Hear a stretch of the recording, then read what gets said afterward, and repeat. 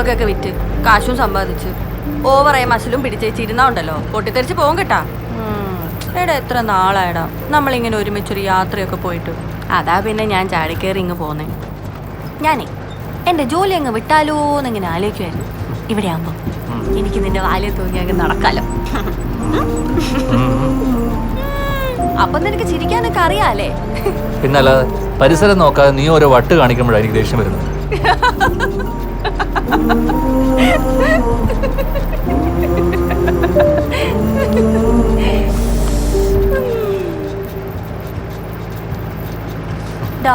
കുഞ്ഞോനെ ഞാനേ ഒരു കാര്യം പറഞ്ഞാ നീ കേക്കൂ. എന്താ നീ പറ.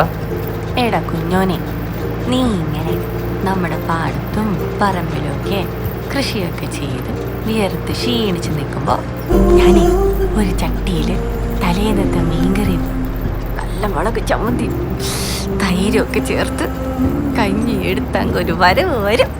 എന്നിട്ട് അവിടെ ഇരുന്ന് നമ്മൾ രണ്ടുപേരും കൂടെ പ്ലാവിലെ സ്പൂണിൽ കോരി കഴിച്ചേച്ച് ഏതേലും മരത്തിന്റെ താഴെ ഇരുന്ന് നല്ല തണുത്ത കാറ്റും കൊണ്ട് അങ്ങനെ കെട്ടിപ്പിടിച്ചിരിക്കണം.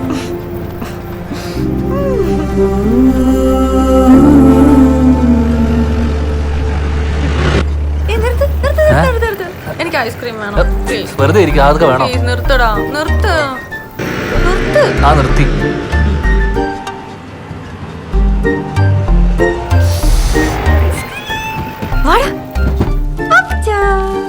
ആൻസി കൊച്ചു ജോലി സ്ഥലത്ത് വരുന്ന വഴിയാണ്. ഞാൻ ഇന്നലെ വന്നായിരുന്നു. ഇവന്റെ ഇപ്പൊ കട്ടപ്പന പോയേച്ച് വരുവാ. പാപ്പച്ച എന്റെ സ്ഥിരം സാധനം. ഓ ഇപ്പൊ നിനക്കൊന്നും വേണ്ടായോ? അതന്നെ പറഞ്ഞു. അതന്നെയാ കേട്ടോ. ഓ ഇപ്പൊ തരാം. എങ്ങോട്ടാ?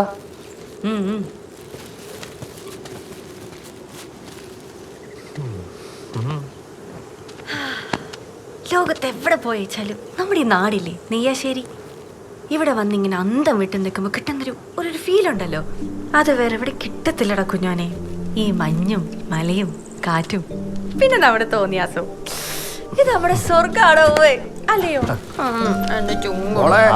ഐസ്ക്രീം പിന്നെ നമ്മുടെ പാപ്പിച്ചായന്റെ ഐസ്ക്രീമും.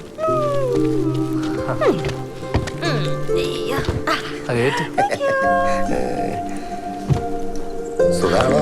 ഓ സുഖം.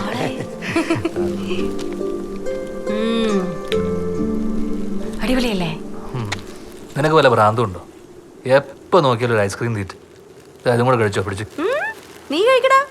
എന്റെ ഈ ഭ്രാന്ത് നിനക്കും കൂടെ പകരട്ടെ എന്ന് വിചാരിച്ചാ. അതാവുമ്പോ കല്യാണം കഴിയുമ്പോ നീ എനിക്ക് ഡെയിലി ഐസ്ക്രീം വാങ്ങി തരുമല്ലോ. പിന്നെ നോക്കിയാൽ ഇരുന്നേച്ചാ മതി. വേണ്ട.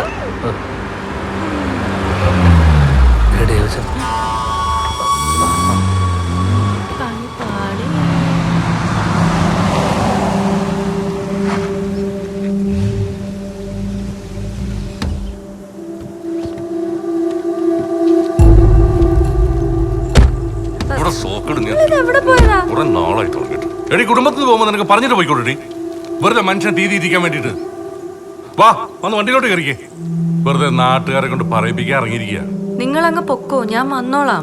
നീ വന്ന് വണ്ടിയിലോട്ട് കയറുന്നുണ്ടോ? ആൻസി നീ ചെല്ല്. എന്നാടാ